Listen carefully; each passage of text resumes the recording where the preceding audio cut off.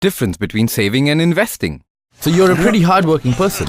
You earned reasonably well, are content with your comfortable lifestyle, and even managed to save about 20% of your income every month. Savings. That's great. Now fast forward to your retirement, you open up your savings, but what have you got? What? That's not as much as you hoped for, and definitely not as much as that colleague of yours. But what went wrong, you wonder? He worked as much as you did, earned the same and saved the same. So why the massive difference in retirement funds? Well, the difference is that while you kept saving your money, your colleague was busy investing his.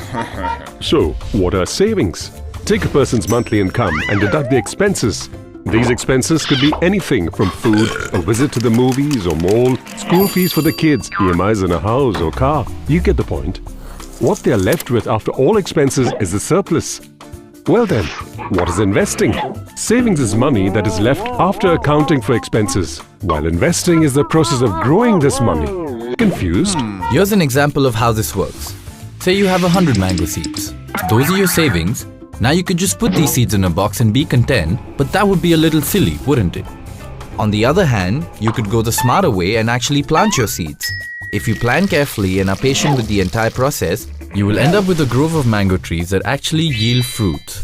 So instead of leaving the seeds idle, you actually put them to use and nurture the trees until they became full grown.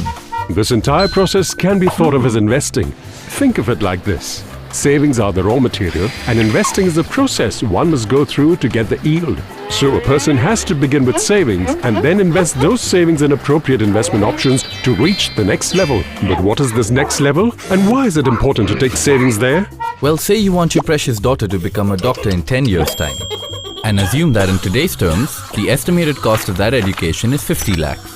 So you calculate that by saving 5 lakhs every year, you will be ready with the rupees 50 lakh kitty in 10 years' time. Perfect, right?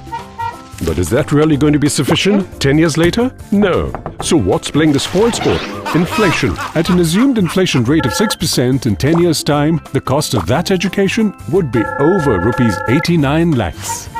Now suddenly you either need to save approximately rupees 9 lakhs every year, or invest your limited savings wisely and regularly every year, appropriately, so they can grow to the amount you need in 10 years. It's true, investing can help channel your savings towards a definite direction and purpose so that years later you could achieve your goal of creating a corpus for her medical education. A very important factor to remember for converting savings into investment is discipline. A matter of mere dedication, saving and investing regularly and religiously over a long period of time. Try to be extremely judicious when spending money and invest your savings, keeping a goal in sight and a definite deadline to achieve that goal. Savings and investment are two sides of the same coin. While savings help plan for future goals, it is investing wisely that could help achieving those goals. Because all the discipline while saving is of no use if one's precious savings aren't invested wisely. Let's go over this one last time.